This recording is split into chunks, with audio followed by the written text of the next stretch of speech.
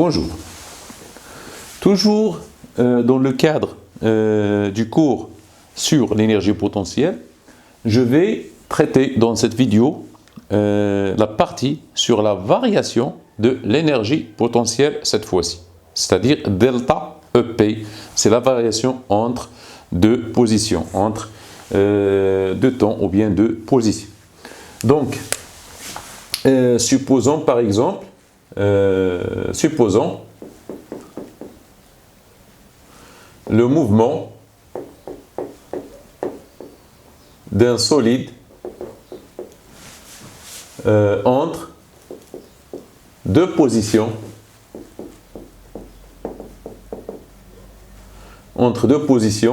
de côtes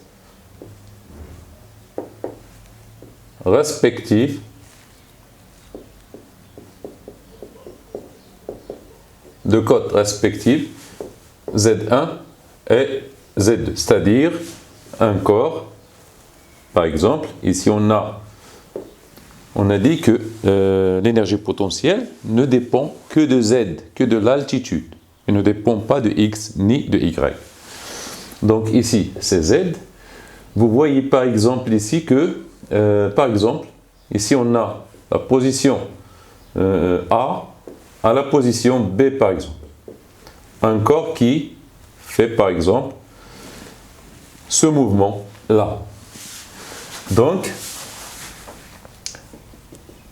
Z2 et Z1. Ou bien ZA et ZB. Donc on fait ZA et ZB. Entre ZA respectif, ZA et ZB. Entre les positions A et B. Donc delta EP entre A et B tout simplement est égal à EPP B moins EPP A. Donc qui est égal à quoi? Qui est égal à M G Z B plus une constante moins M G Z A plus la même constante. Alors EPP, vous le savez, EPP toujours est égal à M GZ plus une constante. On n'a pas défini l'état de référence pour EPP. Je vais vous dire pourquoi. Donc, ici, c'est MGZB plus constante, moins MGZA plus une constante. Donc, qui est égal à quoi? À MGZB plus une constante, moins MGZA moins la constante. Donc, la constante s'en va. On va simplifier. Donc, qui est égal à quoi? Qui est égal à MGZB moins MGZA.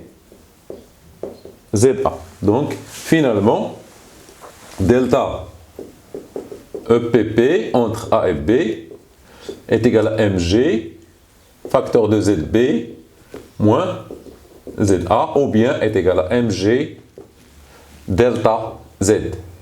Donc delta EP P entre A et B est égal à MG delta Z. Donc c'est la variation de l'énergie potentielle entre deux positions A et B lors du mouvement du corps entre A et B. On voit bien que cette relation, si on regarde bien cette relation, nous fait penser au travail du poids. Or, on sait que le travail du poids du même corps entre A et B, à quoi est égal? Est égal à moins mg delta Z. Ça, on le connaît, on l'a déjà démontré. Donc,